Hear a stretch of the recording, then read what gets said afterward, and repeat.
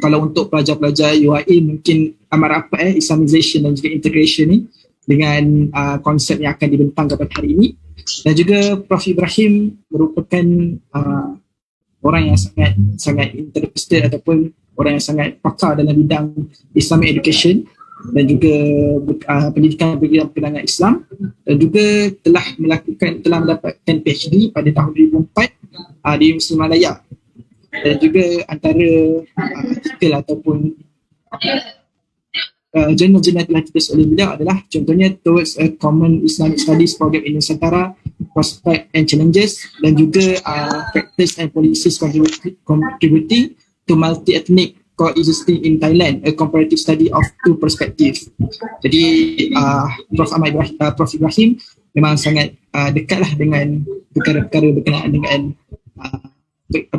tidak banyak Islamisasi dan juga integrasi ilmu.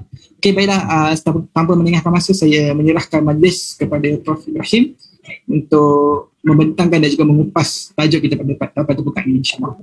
Okay,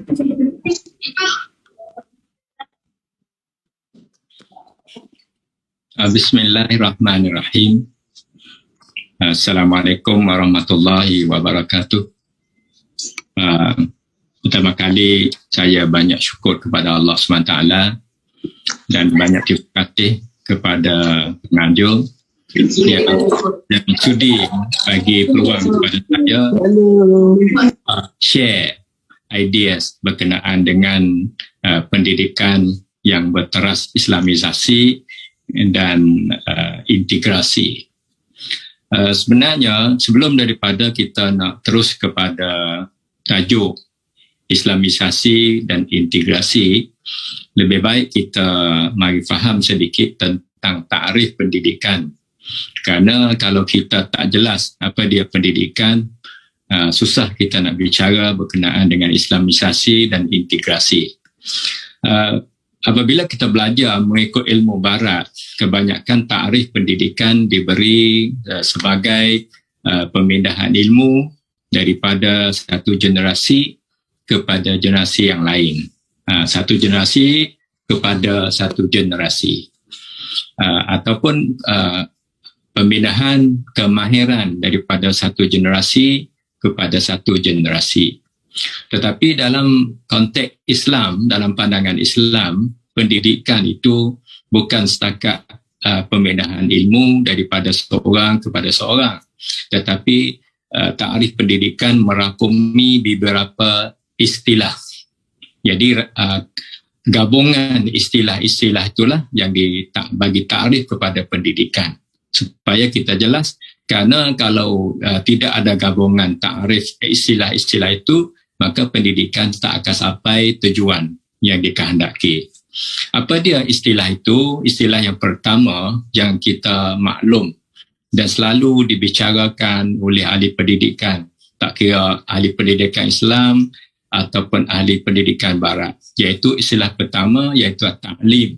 Ta'lim inilah yang diberi makna pemindahan ilmu daripada seorang kepada seorang, daripada satu generasi kepada satu generasi, kemahiran satu orang ke kemahiran kepada satu orang. Ini bermakna ta'lim yang kita tidak nafi, kerana satu masa Nabi sendiri pun pernah guna kalimah ini, iaitu satu hadis yang berbunyi innama bu'istu mu'alliman. Mu'alliman memanglah kalau kita lihat daripada bahasa dia sama juga masdarnya daripada kalimah ta'lim. Jadi satu istilah yang penting yang kita perlu tahu, dan kebanyakan kita guna istilah ini dalam memberi makna dan memberi takrif pendidikan, iaitu istilah ta'lim. Istilah yang kedua yang kita kalau orang Muslim juga selalu sering diguna, iaitu istilah tarbiyah. Tarbiyah untuk membersihkan hati, membersihkan jiwa. Itu istilah yang kedua dalam takrif pendidikan. Tetapi takrif pendidikan tidak sempurna jika ada setakat ta'lim dan tarbiyah, kerana dia ada satu lagi istilah, iaitu ta'dib. Ta'dib, bagaimana Nabi pernah kata adabani rabbi fa ahsana ta'dibi. Jadi ta'dib inilah salah satu daripada istilah gabungan takrif pendidikan. Ta'dib ini bermakna membuat seorang itu ada adab yang elok, ada akhlak yang mulia, ada disiplin. Jadi gabungan tiga-tiga istilah inilah, ta'lim, tarbiyah, ta'dib inilah yang apabila dia gabung bolehlah beri makna pendidikan yang sebenarnya. Bukan setakat ta'lim sahaja, bukan setakat tarbiyah sahaja, bahkan ta'lim, tarbiyah dan ta'dib, gabungan tiga-tiga. Paling kurang tiga perkara ni gabung, maka itulah boleh dimaknakan pendidikan yang sebenarnya. Dan pendidikan sedemikian inilah yang boleh capai, memenuhi tujuan pendidikan yang sebenarnya. Karena kalau sudut ta'dib ni, ada juga kalau Syed Nagib Al-Atas, dia lebih bercenderung kepada makna pendidikan kepada ta'dib. Dia berdasar kepada hadis tadilah yang berkata adabani rabbi fa ahsana ta'dibi. Karena sebelum daripada Allah Subhanahu Wa Taala nak wahyukan, nak lantik Nabi kita Muhammad sallallahu alaihi wasallam sebagai nabi dan rasul, bukan bermula daripada umur 40. Jadi kebanyakan ahli-ahli pendidikan kita lebih, apabila kita bicara berkenaan dengan pendidikan, kita sering rujuk kepada 5 ayat yang pertama yang wahyu kepada Nabi kita, iaitu Iqra' bismi rabbikal ladzi khalaq sampai selanjutnya. Karena itu akhirnya, yang awal daripada itu iaitu adabani rabbi fa ahsana ta'dibi. Sebelum daripada Nabi nak timukan wahyu, nak dilantikkan sebagai rasul, Allah SWT sedia, iaitu adabani rabbi. Yang Nabi kata sendiri, Allah itu yang buat Nabi itu ada disiplin. Allah itu buat Nabi itu sebagai orang yang akhlak yang mulia. Sebelum dilantik sebagai sebelum daripada Nabi nak istihar, nak seru Islam tu, maka semua orang Arab, orang Quraisy khususnya terima bahawa Nabi adalah seorang akhlak yang mulia. Apa dia sebab? Karena Allah sendirilah yang membuat Nabi itu akhlak yang mulia. Allah jaga. Memang kalau kita rujuk dalam buku Ibnu Hisham, kita jelas masa Nabi kecil, ada orang datang kepada Nabi, sebenarnya itu adalah malaikat yang bedah perut Nabi, dada Nabi, dan buang hati Nabi, dan cuci sekutul darah hitam, cuci hati Nabi supaya nak menyediakan Nabi menerima wahyu apabila Nabi itu berusia 40 tahun. Itu kita boleh mulalah dengan ayat Iqra' bismi rabbikal ladzi khalaq. Tapi sebelum itu Allah dah didik Nabi, dah disiplinkan Nabi, kerana masa budak melekah dah turun dan cuci hati Nabi. Jadi kita manusia biasa ni yang tidak ada mukjizat, bukan Nabi ni, memang kita tidak adalah peristiwa bedahkan dada untuk cucikan hati. Tetapi konsep tarbiyah itulah boleh menyucikan hati. Konsep ta'dib sendiri pun juga boleh menyucikan hati. Untuk sediakan nak terima yang kita nak cakap, iaitu Islamisasi dan integrasi. Kita lihat pula satu peristiwa lagi. Allah SWT yang jaga Nabi kita, yang bagi Nabi kata adabani rabbi, itu masa Nabi kecil-kecil, kanak-kanak, dia ada satu permainan budak kanak-kanak. Ini kita rujuk kepada Ibn Syam lah. Kanak-kanak ni dia ada macam pikul batu macam tu lah, tarik batu dan sebagainya. Maka permainan ini, orang yang nak tarik batu, nak pikul batu itu, dia kena bogel, dia kena buang semua pakaian dia. Jadi Nabi itu masa dia main dengan kanak-kanak masa jahiliah tu, Nabi pun nak buat macam budak-budak tu lah. Tetapi malaikat datang, dia tak izin, tak bagi Nabi, dilarang. Maka Nabi main juga dengan budak-budak itu, tetapi Nabi tidak buangkan pakaian itu. Itu salah satu dari proses yang Allah Subhanahu Wa Taala sendiri yang perintah kepada malaikat untuk buat Nabi itu seorang yang ada adab. Ya, termasuklah ayat hadis yang kata adabani rabbi fa ahsana ta'dibi. Bukan setakat Nabi kecil, masa Nabi muda pun Allah masih jaga lagi. Satu masa Nabi gembala kambing. Kemudian Nabi pun naklah pergi jumpa dengan pemuda-pemuda Quraisy. Nabi pun kirimlah kambing dia kepada kawan dia. Maka Nabi pun nak pergilah tempat yang pemuda-pemuda Quraisy itu sukaria. Maka apabila Nabi sampai situ, Allah menjadikan Nabi tidur, tak jadi nak ikut sama. Sampai perkara ini 2 kali berlaku mengikut tarikh Ibn Hisham.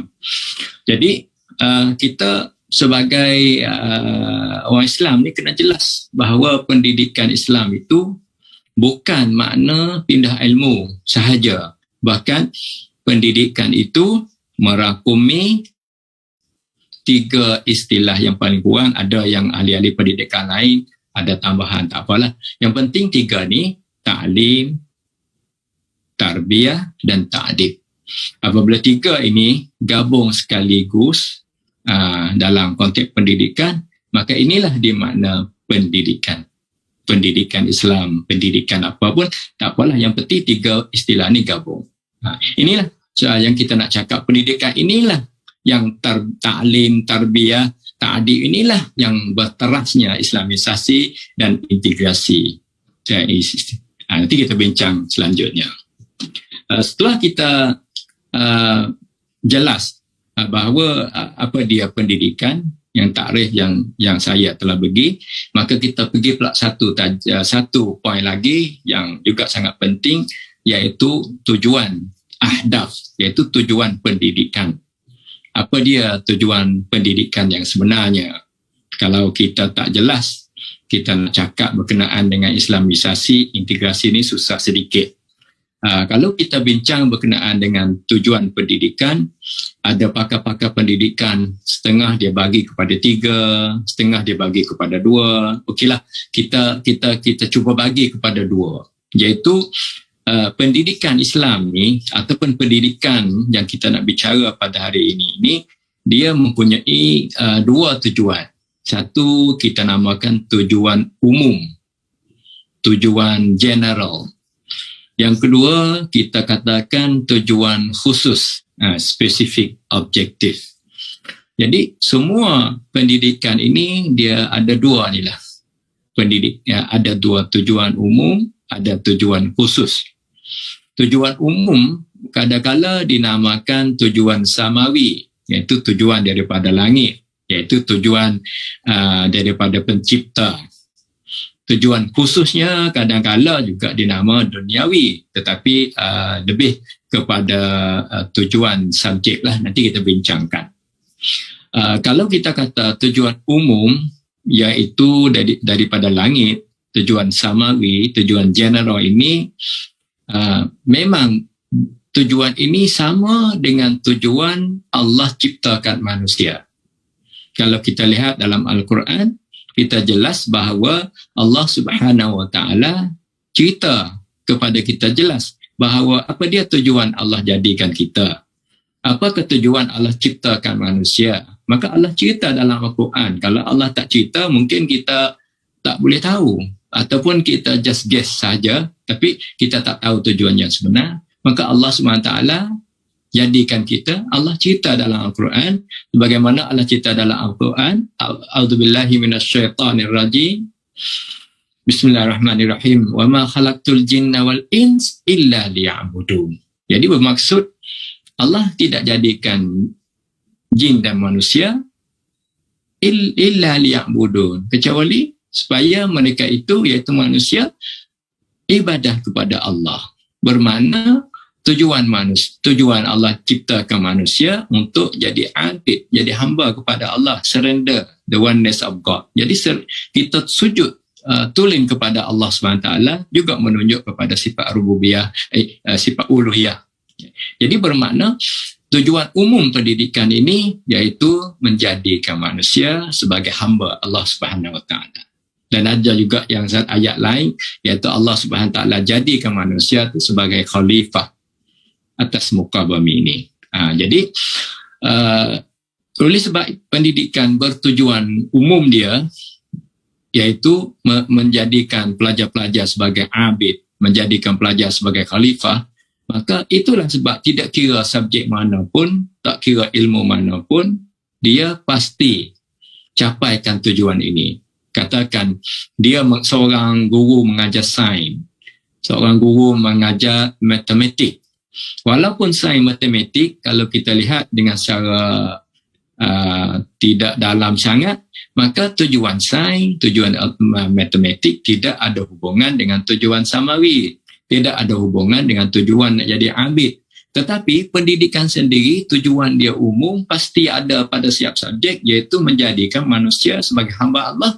Maka sains dan matematik dengan automatiknya dia pasti mengeluarkan pelajar yang sujud, yang ibadah kepada Allah. Itulah kalau keluar sebagai saintis yang abid. Kalau keluar sebagai medical doctor yang sebagai hamba Allah. Kalau pakar-pakar pun pakar yang dianggap sebagai hamba Allah. Kerana tujuan pendidikan umum, walau tidak ada tulis dalam subjek, tetapi pendidikan itu ada tujuan umumnya, iaitu menjadikan seorang itu hamba Allah yang soleh dan musleh. Tujuan yang kedua, ini memang tujuan subjek, iaitu tujuan khas. Jika kita belajar subjek sains, maka kita kena faham sains. Kalau kita mengajar matematik, pelajar pun pasti kena faham matematik. Jadi dengan sekaligusnya pendidikan dia ada tujuan ini, jadi bermakna kalau kita mengajar sains, bermakna pelajar kita pandai sains, pelajar kita pandai matematik, faham sains, faham matematik, sekaligusnya pelajar kita itu sebagai hamba Allah Subhanahu Wa Taala. Itu tujuan pendidikan. Jadi kalau dengan sebab itulah kalau kita tengok macam Imam Ghazali, tujuan pendidikan dia iaitu pelajar boleh membeza di antara kebatilan dan hak dan kebatilan. Kalau kita lihat Ibn Sina mengeluarkan pelajar yang akal aktif. Kalau kita lihat buku Abdullah Nasir Ulwan, itu membinakan insan yang kamil. Jadi semua itu, tujuan-tujuan itu iaitu berdasar kepada tujuan pendidikan yang tujuan samawi dan tujuan duniawi, iaitu tujuan umum dan tujuan khusus. Itu tujuan pendidikan.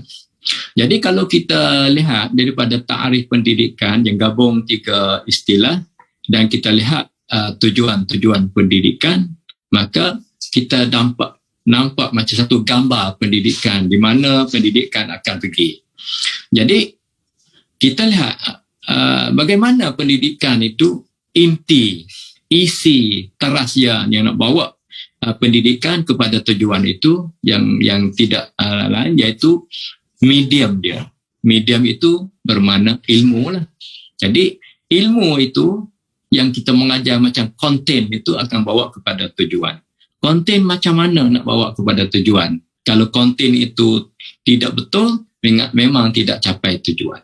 Kalau konten itu tidak elok, memang tak capaikan tujuan. Jadi konten yang kita nak bincang hari ini iaitu Islamisasi dan integrasi. Sebenarnya Islamisasi dan integrasi ilmu. Jadi kita lihat pula, sebelum ada kita nak bincang Islamisasi dan integrasi, kita lihat pula kepada ilmu itu sendiri.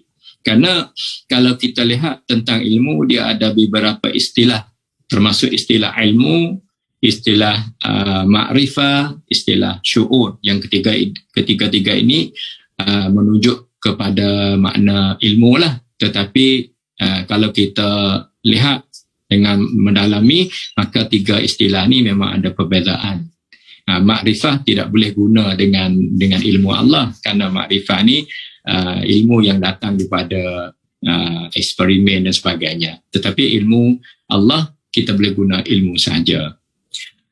Jadi apabila kita lihat tentang ilmu, kita cuba sentuh sedikit tentang klasifikasi, iaitu pembagian ilmu. Kerana tentang ilmu ini dia banyak pakar-pakar, dia bagi ilmu klasifikasi ini memang tidak sama. Kerana ketidaksamaan ini berdasar kepada tempat. Macam kalau pakar itu dia bagi ilmu, dia berdasar kepada tempat keluar ilmu. maka ilmu dibagi kepada dua, iaitu ilmu nakli dan ilmu akli. Kadang-kadang ilmu nakli ada juga dibagi revelation, iaitu wahyu. Ilmu akli iaitu ilmu acquired knowledge. Iaitu jika pakar bagi ilmu berdasar kepada tempat keluar ilmu.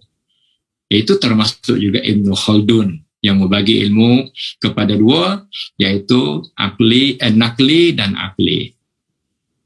Kalau kita lihat kepada buku-buku keluaran daripada meeting pendidikan yang pertama yang diadakan di Jeddah, Makkah pada tahun 1977, maka ilmu juga dibagi sebagai revealed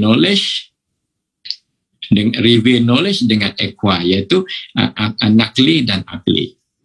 Dan ada juga pakar-pakar pendidikan yang bagi ilmu berdasar kepada usulul fiqh.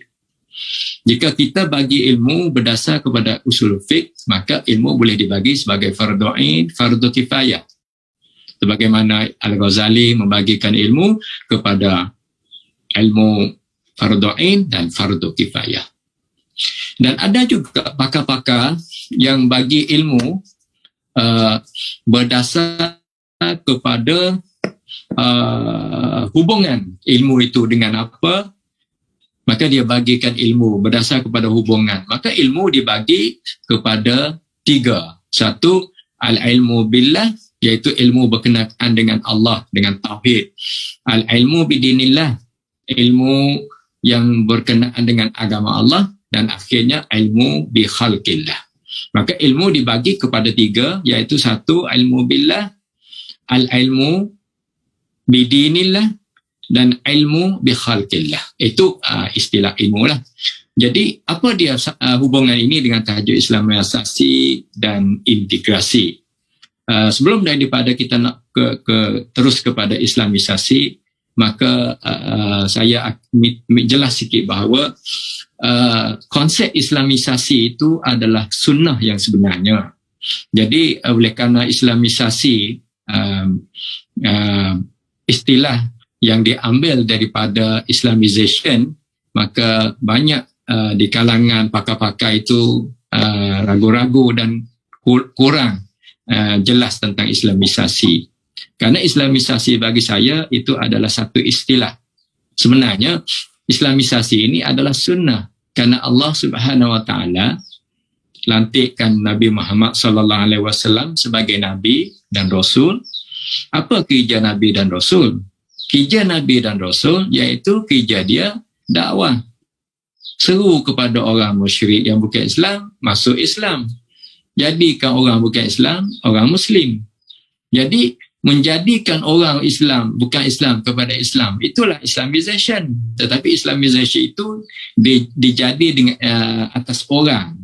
Jadi bermakna Islamization atas orang itu namakan dakwah. Tetapi kalau kita buat perkara yang sama tapi bukan orang itu jadi Islam, tapi kita buat ilmu itu jadi Islam, maka dinamakan Islamization of knowledge, Islamiyah ma'rifah. Jadi kita kembali kepada tajuk kita. Pendidikan kita memang ada tujuan. Tujuan iaitu kita nak keluarkan seorang insan yang kamil, yang sempurna, akal sempurna, roh sempurna, badan sempurna. Jadi semua ini dia perlu kepada konten. Konten dia itu iaitu konten yang benar. Konten yang benar memang kontennya Islamik. Jadi kalau kita lihat kepada konten iaitu ilmu sekarang ni, kalau kita balik kepada masa Rasulullah tidak ada masalah sebab ilmu itu memang ada Islam. Tetapi kalau kita lihat kepada sejarah Islam kita, apabila Mongol serang Baghdad kita, apabila jatuh pula Islam kita di Andalus dan sebagainya, maka ilmu-ilmu kita yang suci dulu, kalau dulu ilmu kita memang suci, masa keemasan pendidikan kita, orang Barat datang belajar dengan kita. Tetapi apabila kita lemah, lepas itu orang Barat pun dia develop ilmu dia, maka kita belajar dengan dia.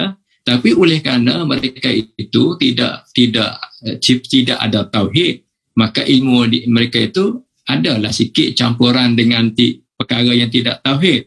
Itu ilmu. Kalau kitab pun macam dulu, kita lihat kitab Zabur, kitab Injil, kitab Taurat, itu kitab daripada Allah SWT pun boleh dicemarkan. Iaitu kitab daripada Allah boleh dicemarkan. Maka datanglah Al-Quran. Update semua kitab itu. Dalam Quran pun ada Islamization, cerita tentang kalau orang Kristian percaya bahawa Isa itu adalah anak Allah, Uzair itu adalah anak Allah.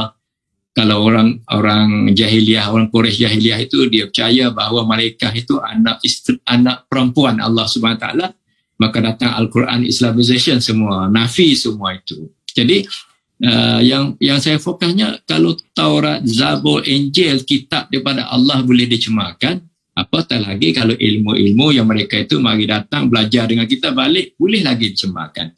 Jadi oleh kerana ilmu-ilmu yang mereka orang barat belajar daripada kita dan balik develop sana, dan kita pun kena belajar dengan sana, banyak ilmu-ilmu itu tidak cuci. Ilmu itu distorted, tidak asal lagi, tidak original lagi. Kalau kita guna ilmu itu sebagai teras pendidikan kita, memang tidak capai tujuan pendidikan yang dikehendaki oleh Allah, yang bagaimana Allah kata wa ma khalaqtul jinna wal ins illa liya'budun, tak capai. Allah jadi kita sebagai khalifah pun atas muka bumi ini pun tak capai kalau ilmu itu tidak berteras kepada yang benar. Ilmu yang benar memang Islamik lah. Oleh kerana ilmu itu tidak cuci, maka kita pasti cucikan ilmu itu. Cuci ilmu itulah dinamakan Islamization of knowledge, Islamiah Ma'rifat. Jadi kalau ilmu kita dah cuci, memang dah Islamik, memang kalau itu dah teras sebagai pendidikan tidak ada masalah. Tapi sekarang ni banyak masalah kerana ilmu-ilmu, disiplin-disiplin yang kita ada, banyak kita berdasar kepada Western, pada Barat, yang beberapa ilmu itu telah dicemari oleh mereka. Kerana mereka itu tidak bertauhid kepada Allah SWT. Kalau macam saya di Thailand ni memang jelas, kalau Malaysia tu lain sikit. Thailand, Filipina dan negara-negara Muslim minority, memang jelas bahawa beberapa ilmu itu telah dicemari oleh negara sendiri. Macam di Thailand mempunyai dua sistem, sistem sekular dan sistem tradisional. Ini nak lebih cenderung kepada integrasi. Tapi saya nak cerita yang sekular, yang moden itu banyak yang dicemari. Ilmu-ilmu itu tidak cuci, tidak bersih, tidak original. Maka macam mana kita nak bersihkan, macam mana kita nak originalkan ilmu itu, memang kita kena kembalikan ilmu itu kepada Islam. Itulah yang kita nama Islamization, iaitu Islamisasi yang penting bagi kita. Kerana Islamisasi inilah kalau dia dijadikan teras bagi pendidikan, maka pendidikan itu akan capai tujuan. Tetapi kalau teras ini tidak bagus, memang susah nak capai tujuan pendidikan yang sebenarnya. Itu satu. Yang kedua, sebenarnya konsep ilmu ni dia tidak pisah di antara duniawi samawi dengan walau nama boleh dinamakan, tapi sebenarnya dia tidak ada pisahan di antara dua ini. Kerana kalau kita lihat pada satu masa Rasulullah sallallahu alaihi wasallam, kalau kita kembali kepada satu hadis yang dinamakan hadis Jibril. Kalau kita sebut hadis Jibril ni banyak kenal lah. Jadi satu masa Nabi sedang mengajar sahabatnya, maka datanglah pemuda itu datang dan duduk depan Nabi, sentuh lutut Nabi. Mereka ini rambutnya hitam, baju putih. Orang tak kenal. Biasanya orang tak kenal ni musafir daripada tempat lain. Tetapi orang ni tidak ada tanda musafir di atasnya. Maka dia duduk depan Nabi, dia tanya apa dia Islam. Nabi pun jawab. Dia pun betul. Jadi kalau kita nak rojak ni, kita rojaklah hadis 40, hadis yang kedua, hadis 45 Nawawi. Maka dia tanya apa dia Islam. Nabi pun jawab. Dia betul. Kemudian dia tanya apa dia iman. Nabi pun jawab. Dia tanya apa dia ihsan. Nabi pun jawab. Dia tanya hari kiamat pun Nabi pun jawab lah. Jadi di masa itu seorang ni, lepas itu Nabi cerita ini bukan manusia, ada Jibril, iaitu malaikat. Sebab tu hadis ini namakan hadis Jibril. Jadi mereka tidak tanya bahawa ini fake, ini dunia ini. Sedangkan Islam tu ada yang dalam rukun Islam, dalam rukun iman, rukun ihsan anta budallah ka annaka tarahu fa illam takun tarahu fa innahu yaraka. Memang di dalam ini ada dia ada ciri-ciri apa dia agama, ada ciri-ciri keduniawan dan sebagainya. Jadi mereka ni tak tanya apa fake, apakah dunia macam mana, akhirat macam tak. Sebab apa? Sebab konsep ilmu sendiri itu ialah integration. Dia tak pernah pisah. Ilmu ini traditional, ini sekular, tidak ada sebenarnya pisah. Itu dipisah tu dia ada belakangan ini. Kalau kita lihat sejarah Islam ni, memang kita nampaklah bahawa pemisahan di antara ilmu sekular ataupun modern tradisional ni memang dia berlaku jelas pada abad 19. Jadi abad 19 sebelum itu dah abad 19 ni mula timbul apa dia ilmu Islam disiplin itu berpecah divided kepada modern dan tradisional. Mereka yang belajar modern subject masuk sekolah modern, apabila dia tamat, dia dapat kerja yang bagus, dapat gaji yang mahal, maka ramailah orang pergi situ. Kemudian tradisional ni berpusing-pusing sebagai guru, jadi kurang sikit. Jadi apabila perkara tu berlaku pada abad 19 tu, maka produk pendidikan kita itu lemah lah. Orang yang pandai agama kurang moden, ilmu moden kurang. Orang yang pandai ilmu moden, dia tak ada agama, kurang agama. Jadi macam seorang yang tidak sempurna. Jadi tujuan sebagai mana yang saya cerita pada awal, iaitu nak jadikan seorang tu hamba Allah. Kalau hamba Allah pun tak tahu dunia, iaitu ilmu. Kalau dia capai tujuan umum, kurang tujuan khusus. Kalau capai tujuan khusus, kurang tujuan umum. Jadi bermakna pendidikan yang pisah di antara ilmu agama dan ilmu moden memang tidak sempurna. Jadi produk daripada asal pendidikan yang tidak berteras kepada ilmu yang integrasi, ilmu yang islamisasi, yang berdasar kepada ilmu yang benar, maka keluarkan produk-produk yang tidak elok. Maka apabila keluarkan produk tidak elok pada abad 19 sampai awal abad 20, baru kita sedar bahawa pendidikan yang berteras kepada ilmu yang tidak integrasi, yang tidak islamisasi itu membawa kepada produk itu sangat lemah. Jadi lemah ini tak bolehlah nak kembali kepada tamadun kita sebagaimana kita satu masa kita dah capai. Maka itulah sebab ahli-ahli pendidikan mengadakan satu muktamad yang besar pada 1977. Itu abad 20 ni, abad 20 akhir abad 20 adakan muktamad besar di Jeddah, bincang tentang pendidikan. Di situlah suara Islamization, suara integrasi kembali sekali lagi. Kalau kita boleh hubung dengan pengasas Islamisasi macam Ismail Faruqi 1982, tubuhnya Pedia Universiti Islam Antarabangsa dan sebagainya, maka inilah sebabnya. Kerana abad 19 itu ilmu dibagi kepada moden dan tradisional. Dan pendidikan berteras kepada ilmu macam inilah yang mengeluarkan produk yang sangat lemah. Maka di situ kita lihat bahawa dia lemah, maka sekali lagi kita kembali kepada asal lah, iaitu kita nak berteraskan pendidikan kita kepada ilmu yang sebenar. Kalau ilmu itu dicemari, maka kita Islamization lah, Islamisasi. Kalau ilmu itu dipisah, dibelah, dipecah belah, dibagi kepada dua, maka kita kembali lagi sebagai ilmu yang integrasi. Kerana Islam itu adalah integrasi. Ilmu dalam Islam sendiri itu integrasi. Jadi kalau pendidikan kita itu boleh kembali kepada Islamisasi sebagai teras, dan kita kembali kepada integration sebagai keras, maka pendidikan sedemikian inilah boleh mengeluarkan manusia sebagaimana Allah ciptakan kita, dan capailah tujuan pendidikan jadikan anak kita. Saya rasa itulah 43 minit yang saya boleh kongsikan ilmu saya. Mungkin sesi asking question ataupun tak tahulah macam mana lepas ini. Itulah penganjur yang saya boleh bagi, berkongsi pengalaman saya dan ilmu yang saya ada kepada semua peserta-peserta.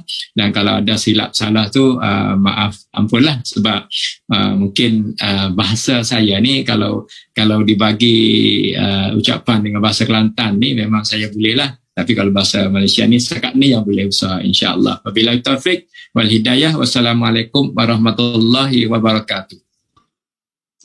Terima kasih Ibrahim. Terima kasih kepada Prof. Ibrahim atas perkongsian berkenaan dengan topik kita pada petang ini, iaitu integrasi dan juga Islam dan ilmu. Jadi sahabat-sahabat boleh untuk bertanya kepada Prof. Ibrahim. Kalau ada yang nak buka mic, saya kira boleh, tapi dalam seorang dua orang ke, yang lain-lain boleh untuk tuliskan soalan anda di ruangan chat lah.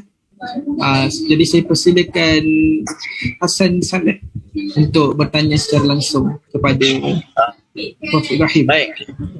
Assalamualaikum warahmatullahi wabarakatuh, Prof. Assalamualaikum warahmatullahi wabarakatuh. Afwan, mohon izin.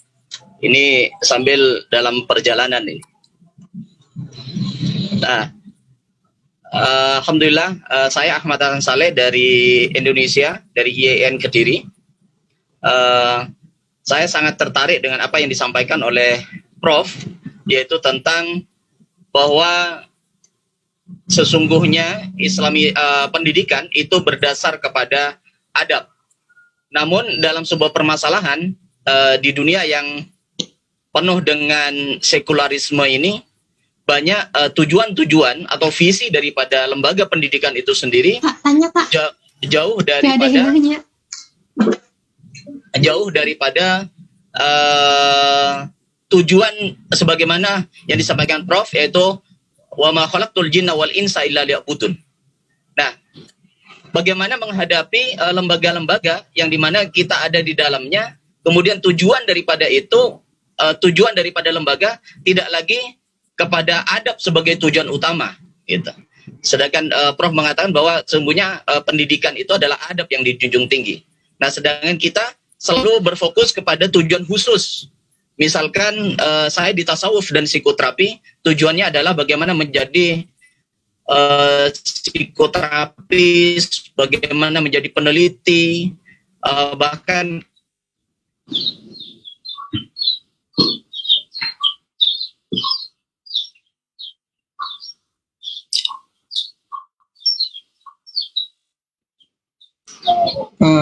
Ibrahim boleh teruskan jawapan Dr. Ibrahim.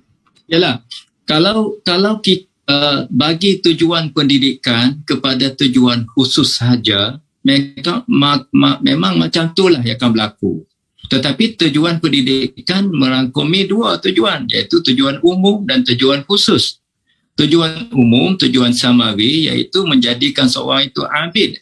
Kalau kita jadikan seorang saintis dengan sekaligusnya mereka itu jadi abid, memang itu tujuan pendidikan. Jadi kita kena reform kembalilah tujuan pendidikan. Jangan biar tujuan pendidikan itu khusus kepada satu tujuan sahaja, kerana tujuan pendidikan yang sebenar adalah umum dan khusus.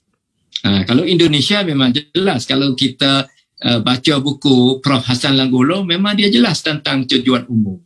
Dan dia lebih cenderung fokus on tujuan umum daripada khusus. Kerana itu adalah tujuan yang Allah cipta kita. Jadi itulah yang saya rasa yang asli daripada Indonesia. Kita cuba tinjau kembalilah tentang tujuan pendidikan kita supaya kita jelas. Kalau kita tidak jelas tujuan kita, maka islamisasi, integrasi tak akan jadi teras pendidikan. Kerana islamisasi, integrasi, teras pendidikan ini, kerana dua-dua ini berteras lagi, iaitu tauhid. Jadi kalau islamisasi, integrasi itulah yang boleh capai tujuan pendidikan umum dan khusus. Kalau tidak ada perkara ini, memang mungkin ada khusus tidak ada umum, ataupun ada umum tidak ada khusus. Wallahu a'lam bissawab. Okey, baiklah. Terima kasih kepada Prof. Ibrahim atas jawapan yang saya kira komprehensif dan juga holistik berkenaan dengan persoalan tadi. Okey, ada sahabat-sahabat lain yang ingin bertanya lagi secara terus? Okey, saya bacakan soalan di ruangan chat sebab ada yang bertanya di ruangan chat. Prof, mengenai kajian Islamisasi ilmu pengetahuan, sejauh ini yang kami amati adalah bahawa isu Islamisasi masih cenderung pada bagaimana membangun kurikulum pendidikan Islamisasi yang berbasis Islamisasi. Pertanyaan saya, apakah ada usaha untuk mengarahkan Islamisasi untuk membangunkan sains Islam? Kemudian apabila ada, bagaimana langkah konkret untuk mencapai sains Islam? Syukran. Sekali, kurang jelas sikit. Oh, kurang jelas. Okey, sekali lagi. Okey, pertanyaannya secara ringkas, apakah ada usaha untuk mengarahkan Islamisasi untuk membangun sains Islam? Kemudian apabila ada, bagaimana langkah konkret untuk mencapai sains Islam tersebut? Maksudnya macam mana untuk mengkaitkan sains dan juga Islam, dan adakah cara ada ataupun tidak cara konkret untuk ke arah tersebut? Dia macam ni, dia Islamiyah Ma'rifah ni, dia ada dua pendapat. Satu, kita kerana sains yang dah ada, walaupun dia dicemari, tapi bukan semua tu salah. Jadi cara yang kita nak buat tu, kita cuba cuci, iaitu Islamisasi pada tempat-tempat konten-konten tertentu. Jadi itu cara yang cepat lah. Macam saya di Thailand, physical education. Jadi physical education ni bukan semua tak boleh guna. Bahkan ada beberapa poin yang bercanggah dengan Islam. Jadi kita cuba Islamisasi pada poin-poin yang tertentu. Itu cara yang paling mudah lah. Tapi cara Islamisasi yang sustainable yang kita perlu sekarang ni, kita perlu design punya konten kita sendiri.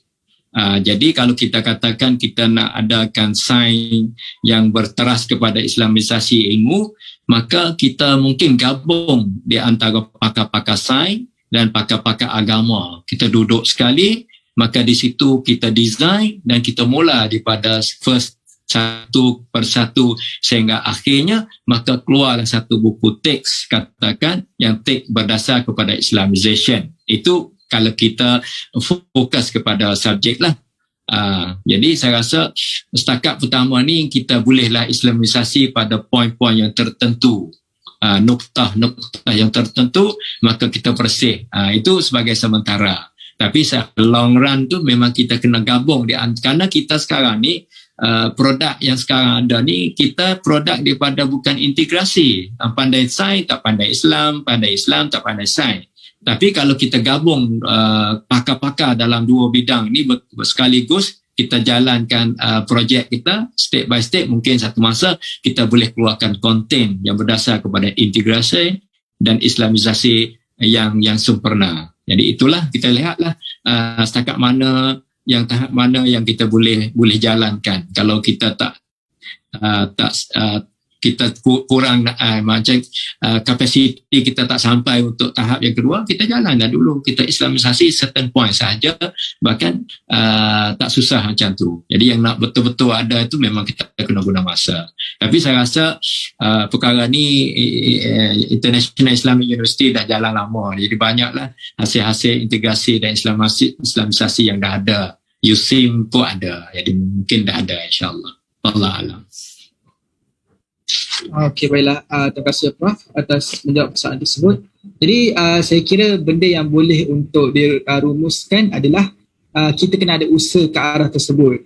Maksudnya mungkin usaha tersebut memakan masa yang lama, tapi untuk peringkat awal kita ambil beberapa perkara sahaja untuk mengislamisasikan ilmu tersebut, supaya di masa hadapan ataupun long term punya effect kita akan dapat untuk mewujudkan Islamisasi ilmu kepada keseluruhan ilmu tersebut. Okay.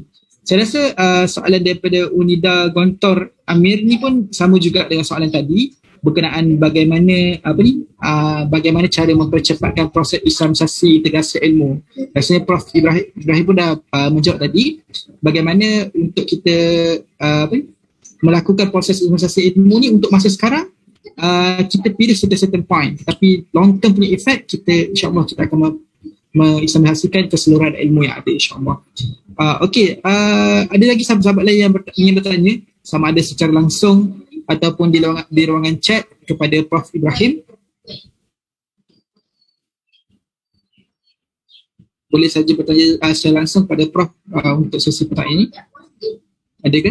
Daripada sahabat-sahabat yang ada dalam live ini?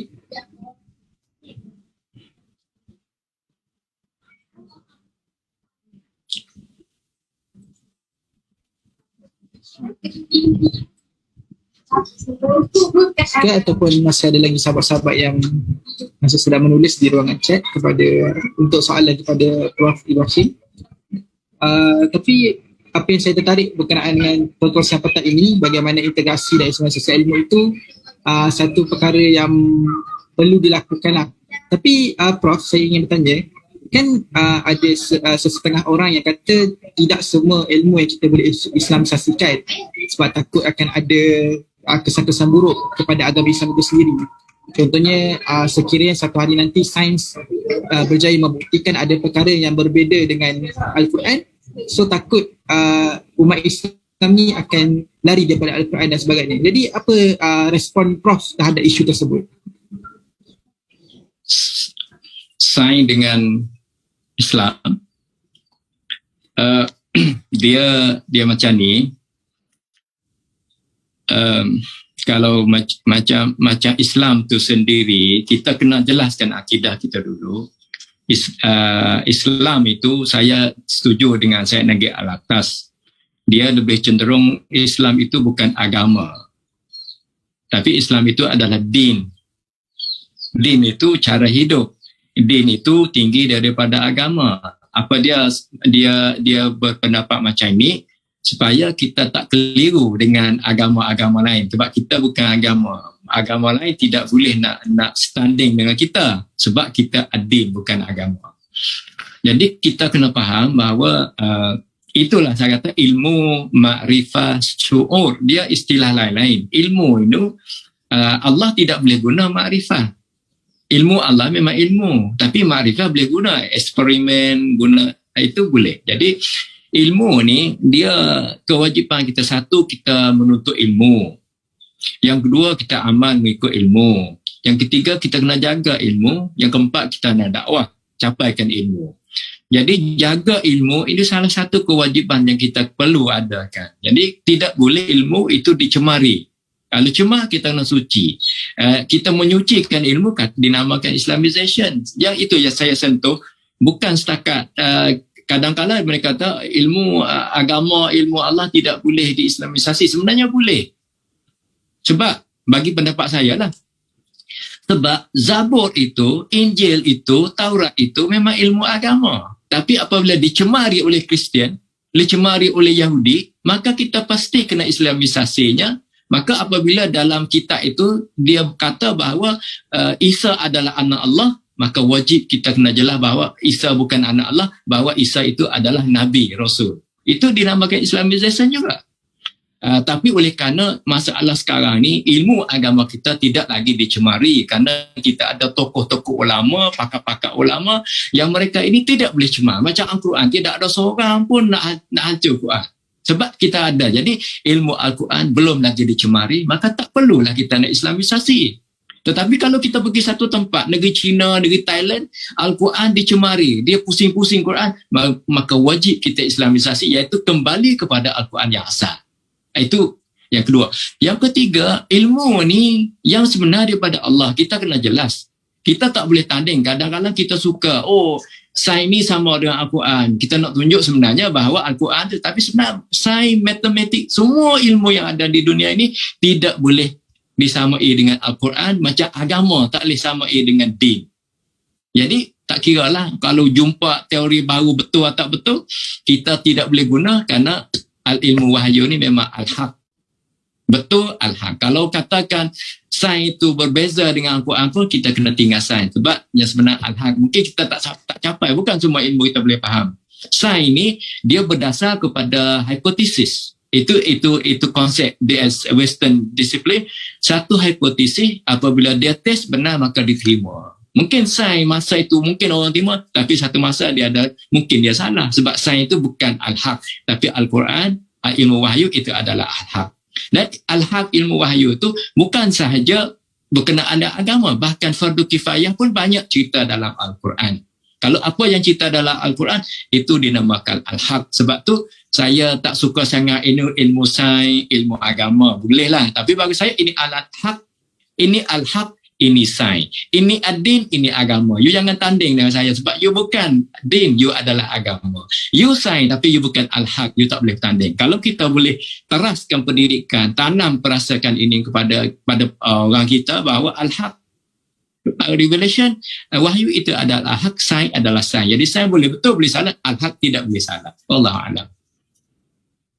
Okay, baiklah, terima kasih Prof.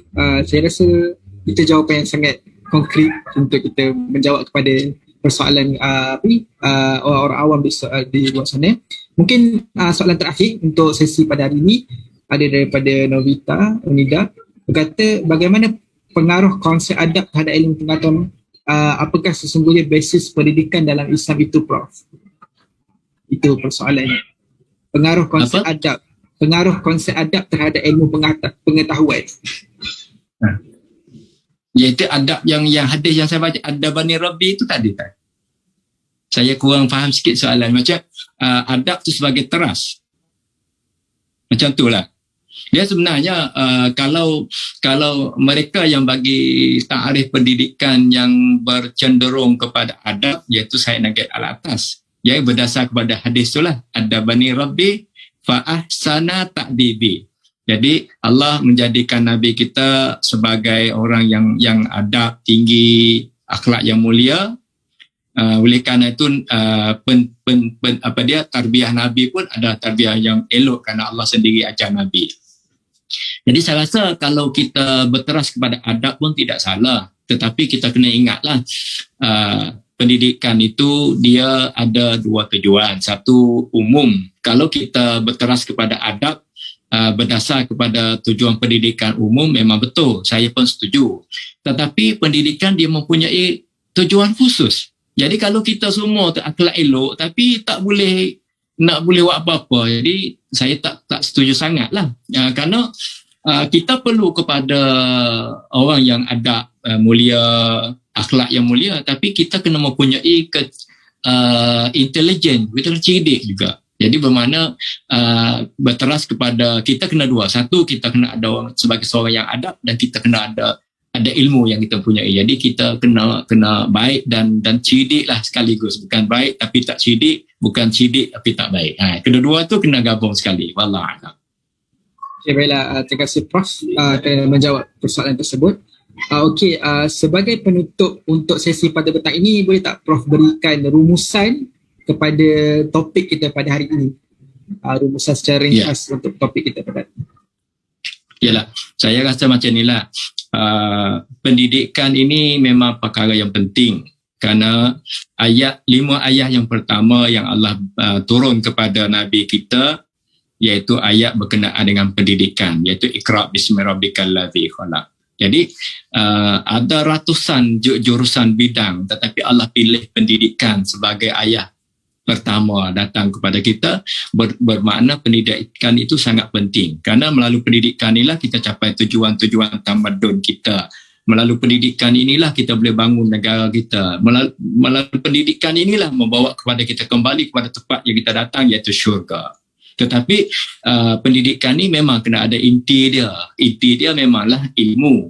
Ilmu itu berdasar kepada ilmu yang Islamik. Tapi oleh kerana banyak ilmu kita dicemari, maka kita pasti kena Islamisasi. Dan daripada abad 19, ilmu kita dipisah, membawa kepada produk daripada pendidikan kita lemah, maka pasti kita kena integrasi. Tetapi Islamisasi dan integrasi memang berteras sekali lagi, iaitu berteras kepada tauhid. Kalau tauhid sebagai teras, Islamisasi, integrasi teras sebagai pendidikan, itu dia agak semua ni memang sangat penting. Kembali kepada soalnya, kita kena jelas bahawa kita kena yakin bahawa pendidikan kita sahajalah yang boleh capai tujuan-tujuan yang Allah jadikan kita. Oleh kerana kita berdasar kepada ini, memang semua itu kena datang daripada Allah, iaitu Quran dan Sunnah. Itulah yang saya boleh buat rumusan dengan cara ringkas. Wallahu a'lam. Assalamualaikum warahmatullahi wabarakatuh. Waalaikumsalam warahmatullahi wabarakatuh, Prof. Terima kasih kerana berkongsi kepada kita pada petang ini berkenaan dengan memahami konsep pendidikan berteraskan Islamisasi dan integrasi ilmu. Saya kira ramai yang boleh untuk hadam, sebab perbincangan pada petang ini saya kira tak berat untuk kita memahami apakah itu konsep pendidikan, apakah itu konsep ilmu, apakah itu konsep integrasi dan Islamisasi ilmu.